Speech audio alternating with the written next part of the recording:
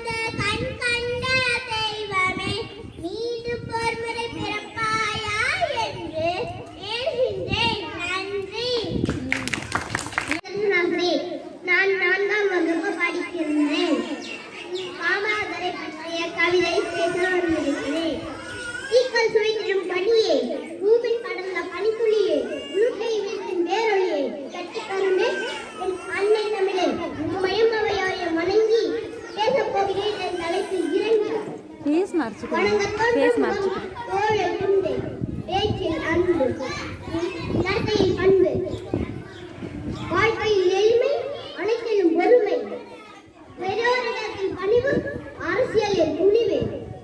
உலகம் போற்றும் மகாராசன் அவரே எங்கள் காமராசர். ஈன்ற பொழுதில் பெரிதுவக்கும் தன் மகனை சான்றோர் என கேட்டதால் என்றார் வள்ளுவர். இந்த குரல் கூறுவது போல ஆய்வுரையை ஈன்ற பொழுதை விட அவன் அரியணையில் இருந்த உலகம் புகழ்வதை கேட்கும் பாக்கியம் ஒரு தாய்க்கு கிடைத்தது என்றால் காமராஜரை ஈன்ற சிவகாமி அம்மாளையே சாரும். பாரத மக்களால் பெருந்தலைவர், கர்ம வீரர், நம் அன்புடன் போற்றப்படுபவர். நான் ஏன் இவர் தன் தலைவராக போற்றப்படுவதற்கான காரணங்களை கூறுகிறேன், கேளுங்கள். காமராஜர் விருதுநகர் மாவட்டத்தில் விருதுபட்டி என்னும் கிராமத்தில் 1903ஆம் ஆண்டு குமாரசாமிக்கும் சிவகாமி அம்மையாருக்கும் ஜூலை 15ஆம் ஆண்டு மகனாக பிறந்தார். இவர் தம் இளம் வயதிலேயே தந்தையை இழந்துவிட்டதால் அவர் தன் தாயின் அரண்மனையிலேயே வளர்ந்தார். அவர் வளர்ந்தவுடன் காங்கிரஸ் கட்சிக்கு சென்றார். நாடு வெள்ளையனை எதிர்த்து காந்தியடிகளின் தலைமையில் நாடு வெள்ளையனை எதிர்த்து திரண்ட போது தானும் ஒரு பங்கு கொண்டார். காமராஜர் என்றவுடன் பொற்கால ஆட்சி செய்த ஒரே முதல்வர் என்ற அரசியல் வல்லுநர்கள் கூறுவதுடன் பலரின் நினைவுக்கு வரும். காமராஜரின் ஆட்சி இயற்றலும் மீட்டலும் காப்பலும் காத்த வகுத்தலும் வல்லத அரசு என்ற வள்ளுவர் வாக்கிற்கு அமைந்திருந்தது. ஏழைகள் கல்வி பயின்றால்தான் நாடு வளம் பெறும் என்று அறிந்த காமராஜர் நாடு முழுவதும் பள்ளிகளை திறந்து வைத்தார். ஏழைகள் பயில மத்திய உணவு திட்டத்தை அமல்படுத்தினார். தொழிற்சாலைகள் பல கட்டினார். வேலை வாய்ப்புகளை பெருக்கி பொருளாதார வளத்தை உருவாக்கினார். நன்றி. அனைவருக்கும் வணக்கம். என் பெயர் மூத்தியாலினி. நான் 8ஆம் வகுப்பு மாணவி. நான் காமராஜரை பற்றி கவிதை சொல்ல வந்துள்ளேன். பல காலங்கள் கடந்தாலும் உன் புகழ் மாறாத ஐயா. காமராஜர் என்றென்றும் கர்ம வீரராய் நிற்பார் ஐயா. கல்வி பஞ்சம் தீர்த்தாய், அனைவருக்கும் வழி செய்தாய், ஏழையின் வாழ்வில் ஏற்றம் நீ தந்தாய் பெருமாற்றம். மதிய உணவு